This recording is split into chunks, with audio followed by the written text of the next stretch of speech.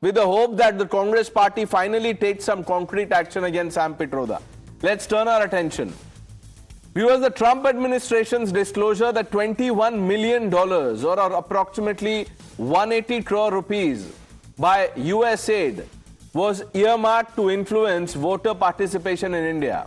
It raises questions about foreign interference in our democratic process. The funds were reportedly channeled through the Consortium for Elections and Political Process Strengthening, which is CEPPS, an entity funded by USAID ostensibly to boost voter turnout. But the implications, viewers, are far more sinister. This could represent a deliberate attempt to meddle in India's electoral outcomes. The BJP has accused the Congress-led UPA of enabling foreign interference during its tenure. The question of who received these funds is central to unraveling the controversy. Many in the BJP have pointed fingers at the Congress, alleging a historical pattern you see of collaborations with foreign actors, including George Soros's Open Society Foundation, which is linked to the International Foundation for Electoral Systems, IFES, a partner in CEPPS. Viewers, the Congress party's response or lack thereof only deepens the intrigue. Why do I say this? When Elon Musk advocated for a return to paper ballots to enhance election integrity, Rahul Gandhi was swift to endorse the idea, tweeting his support and aligning himself with Musk's critique of the EVMs, because Rahul Gandhi and the Congress party have been going after EVMs and it suited the narrative. Excuse me. But viewers, faced with this disclosure of USAID's funding, the Congress has retreated into denial, with leaders like Pawan Kheda dismissing BJP's charge as illogical. Viewers, while the blame game rages, the question is, if the funds were intended to influence voter turnout, who benefited? The stakes here, as you're aware, are monumental. India, as world's largest democracy, can't afford to have its electoral integrity compromised by foreign powers. The Trump administration's decision to expose and terminate this funding is a wake-up call against foreign meddling. Viewers, we must demand a full accounting of USAID's activities in India, and the nation deserves to know the truth. Who received the millions in dollars? Why has the ecosystem gone silent?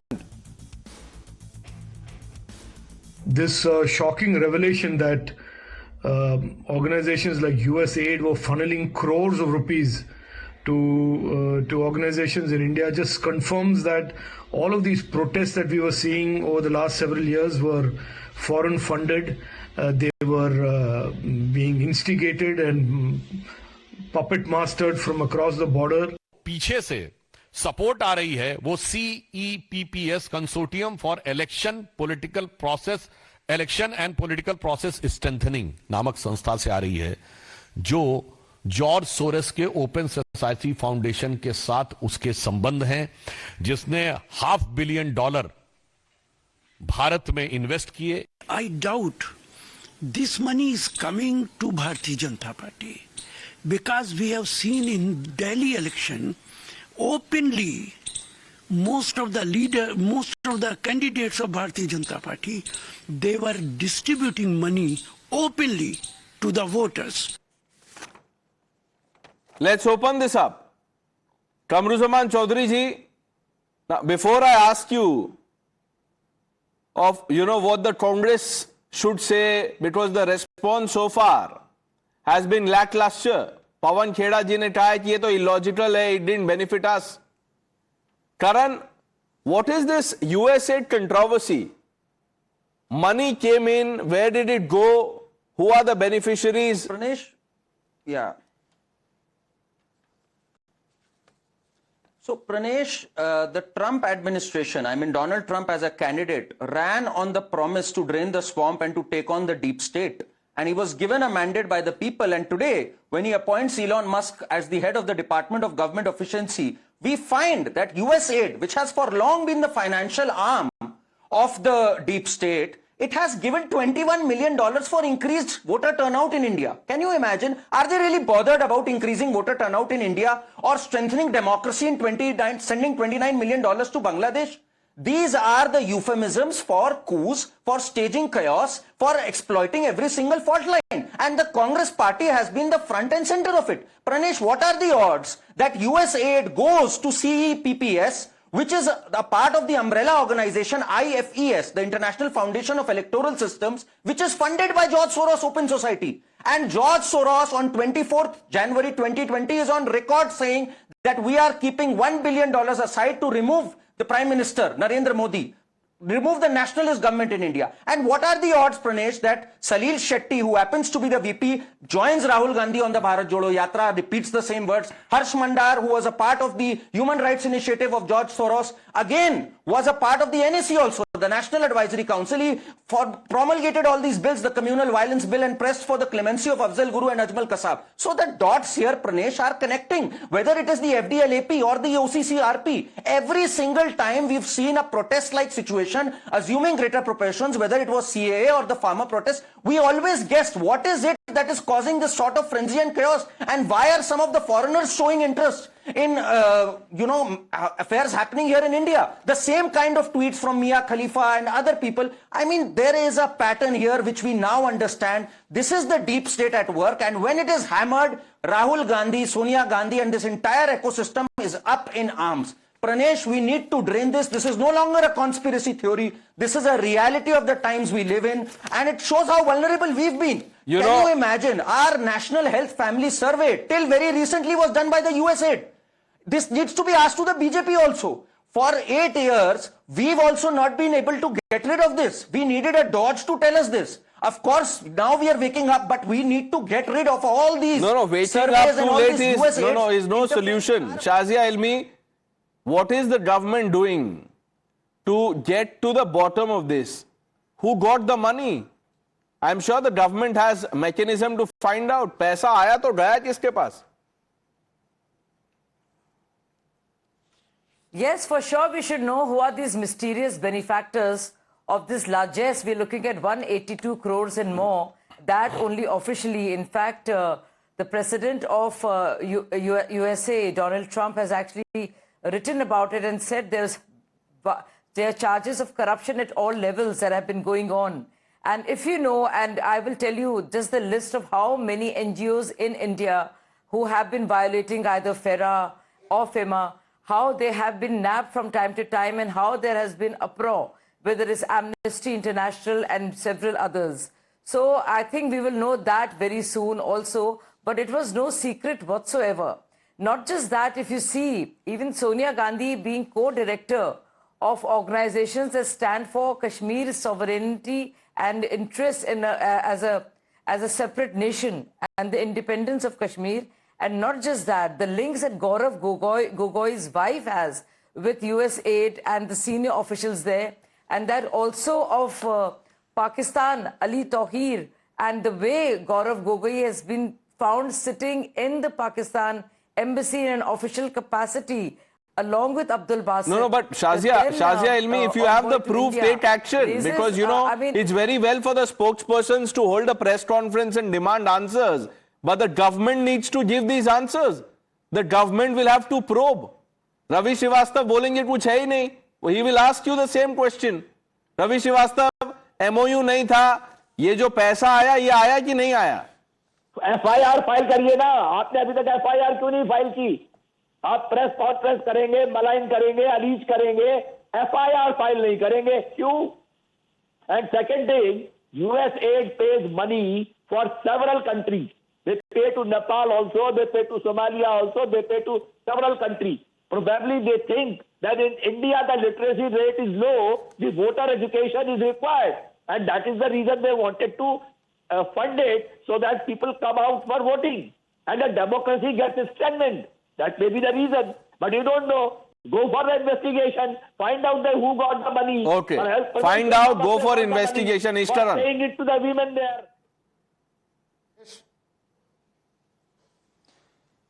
Pranesh, the very fact that this fund is marked for increasing voter participation shows it's a scam, it's a fund used for ulterior purposes, because US has a lower voting percentage than India. How do you increase the percentage of a country which is voting higher than you? US has 63%, India had 66 or 67%, a good 4 points ahead. The second aspect, India, the voting day is a holiday. So no matter how poor you are, whether you are in a job, whether you need to take a break from your employer, nobody can deny you because it's a holiday. US, it's not a federal holiday. So the poorest people are disproportionately excluded from voting. Now that nation is telling India that you need to increase your voter turnout. On the face of it, you can see why it is a special purpose vehicle. Now the third aspect, India has lower literacy, India has lower reasons, yet it has a higher voting percentage. That is why people on this debate who are constantly running down India on every aspect imaginable need to wake up, need to get a grain of patriotism. When your voting percentage is higher, then at least appreciate what we have done under our constitution and how election commission has increased the voting percentage. No, and then you call I it a get scam. that point. I get that limited point, but what are we asking here? What do you want Kamru Zaman Chaudhary to answer? Can I come in? Pranesh, can I come in now? Sir, let him speak. Ishtaran. It's a question to me? Or? Yeah. Pranesh, to my mind, to my mind, I've maintained it for a long time, whether China is funding some NGO, which could be controlled by a party, whether US is funding money, I am an equal opportunity person who believes no foreign nation should be interfering in our electoral process, and it needs to be investigated thoroughly wherever money is coming from outside India into India to interfere in our politics, including on social media and its algorithms. We need to have a very clear policy on that, be it China, be it US, and unfortunately, most of this money goes to the left, goes to the ecosystem, goes to this idea which says India can be broken apart, goes to the idea which says India can be balkanized, goes to the idea which tries to create a rift between north, south, east, west, which tries to create a rift. Okay, so you believe the deep state was using some of these funds to destabilize democracy. Now, Kamru Zaman ji, let me ask you a direct question. When Elon Musk advocated for ballot papers, आपको याद होगा राहुल गांधी जी ने क्या कहा था? He put out a tweet quoting his post and said EVMs in India are a black box and nobody is allowed to scrutinize them. Serious concerns are being raised about transparency in our electoral process. Pranesh, I request 1 minute of your time, because as a very famous anchor and my learned friends from the government side who are sitting here, they should at least come to a debate like yours with proper research. If America, through the USAID, has been interfering in Indian politics, Indian electoral system rather, on the basis of some MOU that was signed with the Election Commission of India when Mr. D.Y. Qureshi was the Election Commissioner of India. Now, has India gone out of its way to interfere in other countries' election processes? Do you, anybody of you know that little bit of data point?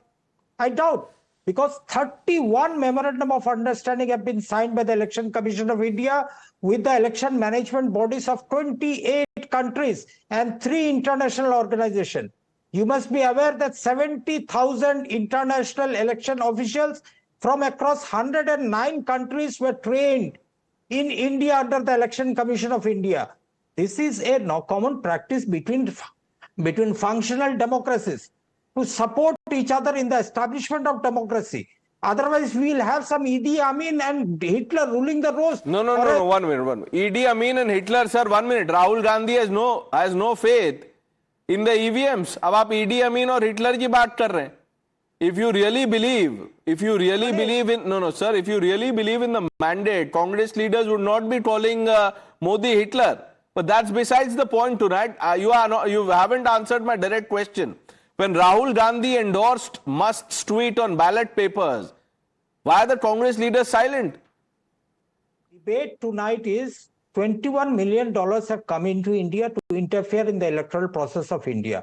I've asked a direct question to the panelists and to you, whether India has ever interfered in other countries' election processes, yes or no? Because Indian Technical and Economic Cooperation Program, ITEC, along with the That is Election not Commission of interference, India. sir. That is not interference. Now, if Then you how do can't you differentiate between what is interference. Arey, come No, on, no, no, yaar. no, no. Come on. Sir, Arey, you आप need- खड़े होके you can give us a standing ovation, salute. It doesn't change anything. Because once you are exposed, there is no other, this is not interference, this is something else. Come on, Pranesh, have a life. You call somebody coming into India as interference, and India goes out and interferes in 101 Sir, election मैं क्या processes. बोलूं? I don't know how you do you call prepare that and not come. an interference? Kamru Zaman How do Chaudhary you ji, call- 1 minute sir, Kamru Zaman Chaudhary, 8 minute, एक बात बताइए. When Congress leaders, 1 minute sir, 1 minute, listen to me, एक छोटा सा जवाब. सवाल पूछ रहा हूं. When Congress leaders, listen to me, ध्यान से सुनिए. When Congress leaders, go and meet some other leaders, are they interfering in their the affairs of that political party? When Rahul Gandhi meets Akhilesh Yadav, is he interfering in affairs of the Samajwadi Party? They are not. But when money is exchanged, and what is the motive? Whether there is some ulterior motive, who are the beneficiaries? That is the question. Karan, why is it so difficult to understand? So Pranesh, Kamru Zamanji, this is not a conjecture. Election interference is not just a conjecture. Here, there is a solid line and they are admitting it. You must understand that this organization CEPPS, which has received this USAID of $21 million through banking channels, is also receiving funding from George Soros. He's the same George Soros who has on record said that I have kept a fund separate to topple the Modi government. 24 January 2020, these are his words. So, इसमें कुछ बचा क्या है देखने को? And he's the same man who was given a Presidential Medal of Freedom just before Joe Biden left office. So the dots are very clearly connected. And you know what, Pranesh? If they can't see the document, Karan, you expect them to see the dots. Ravi Srivastava can't see the document that Rahul Gandhi was signing. You expect him to see the dots. Professor Mondal, 30 seconds, sir.